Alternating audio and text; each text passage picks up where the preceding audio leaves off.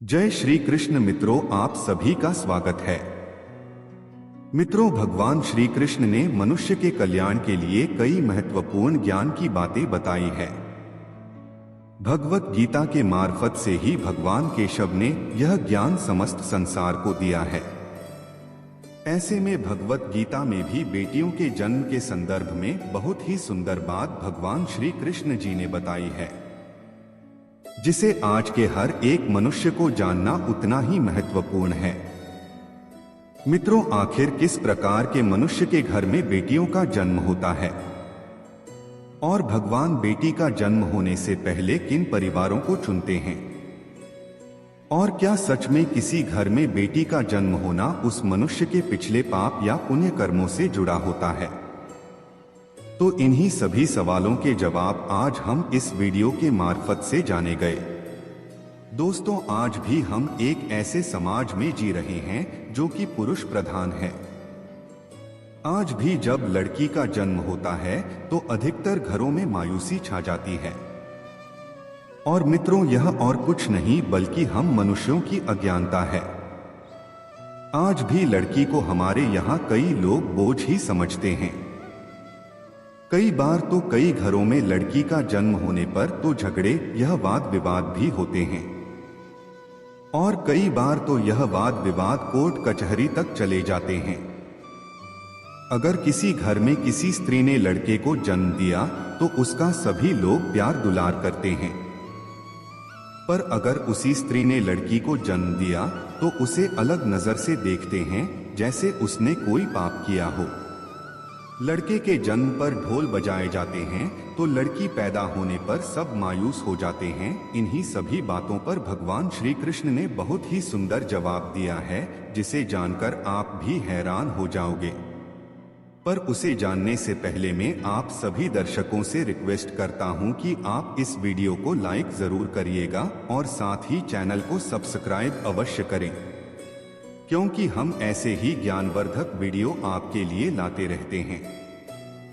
दोस्तों, आपने भी आपके गांव में या आपके बड़े बुजुर्गों के मुंह से सुना होगा कि बेटी या बहु परिवार की कोई भी स्त्री घर में किसी की मृत्यु हो जाने पर उसका पिंड दान नहीं कर सकती। लेकिन यह बात बिल्कुल भी सही नहीं है, क्योंकि रामायण में बताया गया है कि जब प्रभु श्री राम के पिता राजा दशरथ की मृत्यु हो गई थी तो स्वयं माता सीता यानी अर्थात राजा दशरथ की बहू ने ही उनका पिंडदान किया था, जिससे उन्हें जन्म मरण के चक्र से मुक्ति मिल गई थी। इतना ही नहीं, हिंदू धर्म शास्त्रों में बताया गया है कि बेटियां भी अपने पिता के नाम का पिंडदान कर सकती हैं। वहीं अगर ससुराल पक्ष में कोई पुरुष नहीं है तो इस स्थिति में भी बहू पिंडदान कर सकती है। इसी वजह से अक्सर यह कहा जाता है कि जिस घर में बेटी का जन्म होता है वह घर स्वर्ग के समान होता है, क्योंकि बेटा तो केवल एक कुल को रोशन करता है, पर बेटियां तो दो कुलों को रोशन करती है। माता पिता के घर वह बेटी के रूप में अपने उत्तरदायित्व का निर्वहन करती हैं, तो ससुराल आकर एक बहू के रूप में सारे कर्तव्यों का पालन करती हैं।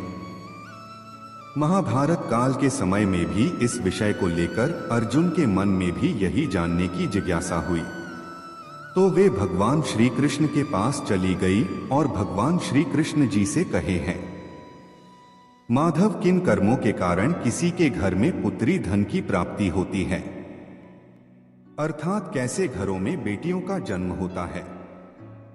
तब श्री कृष्ण अर्जुन से कहते हैं, एक पाठ, इस समस्त ब्रह्मांड के कण कण में मेरा ही निवास है। इस समस्त मृत्यु लोक के प्राणियों के अंतर्भाग में मैं ही रहता हूं, पर मेरा कर्तव्य मनुष्य को मार्ग दिखाना है, पर उस मार्ग पर चलना या न चलना यह उस मनुष्य का खुद का दायित्व है।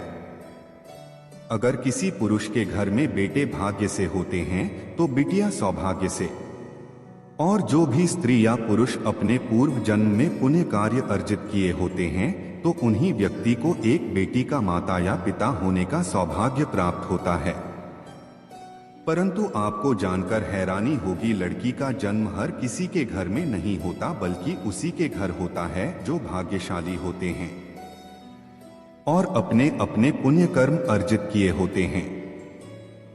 बेटियों के जन्म के लिए उन्हें घरों को चुना जाता है जो बेटियों का भार सहन कर सके, क्योंकि तीनों लोकों में स्त्री अर्थात बेटियां ही ऐसी होती है जिसका भार हर कोई सहन नहीं कर सकता। वह बेटियां ही होती हैं जो इस सृष्टि को निरंतर चलाए रखती है। हे अर्जुन, पर जिस दिन इस सृष्टि में बेटियों का जन्म लेना रुक जाएगा तो उस दिन से इस सृष्टि का भी धीरे धीरे अंत हो जाएगा। इसलिए इस सृष्टि में वही परिवार किस्मत वाले होते हैं जिनके घर में एक से ज्यादा बेटियां होती हैं। शायद यही कारण है कि बेटियों को लक्ष्मी कहा गया है। अब सोचने वाली बात है कि कौन से कम के पश्चात व्यक्ति को लड़की का जन्म मिलता है और वह उनके घर के लिए लक्ष्मी का रूप साबित होता है। गरुड़ पुराण में बताया गया है कि जब आत्मा को नया जन्म मिलता है तब आत्मा को शरीर के अनुसार व्यवहार में चलकर अपने कर्म करने होते हैं।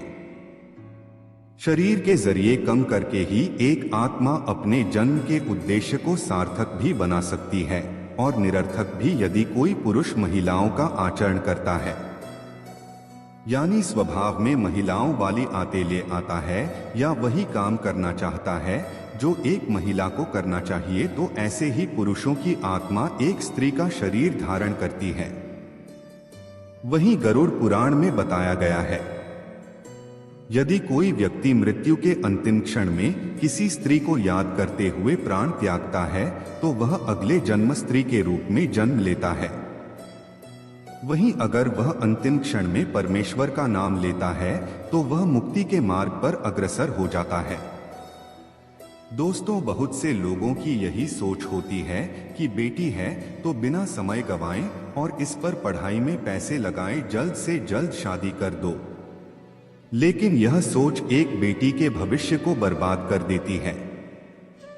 जरा सोचिए, एक बच्ची के मन में कितने सपने होते हैं। उसे कुछ करना होता है लेकिन यह सपने सिर्फ सपने ही रह जाते हैं। इसलिए अपनी बेटियों को सपने पूरे करने देना चाहिए। उन्हें जीवन में हर वह खुशी दीजिए जो उन्हें मिलनी चाहिए, क्योंकि एक बेटे से ज्यादा एक बेटी हमेशा अपने माता पिता के लिए सोचती है। माता पिता को प्यार और अपनापन बेटी ही दिखा सकती है। बेटी के जन्म को एक जश्न की तरह मनाना चाहिए। इसलिए मित्रों, इस दुनिया में वही लोग बहुत किस्मत वाले होते हैं जिनके घर में बेटी जन्म लेती है। तो मित्रों, आज के लिए बस इतना ही। मैं आशा करता हूं कि यह वीडियो आपको अच्छा लगा हो। अच्छा लगे तो बेटियों के लिए इस वीडियो को एक लायक बनता है। साथ ही चैनल को सब्सक्राइब करके कमेंट बॉक्स में जय मां लक्ष्मी, जय मां गौरी अवश्य लिखें। इस वीडियो को पूरा अंत तक देखने के लिए मैं आप सभी का धन्यवाद करता हूं। आपका दिन शुभ रहे।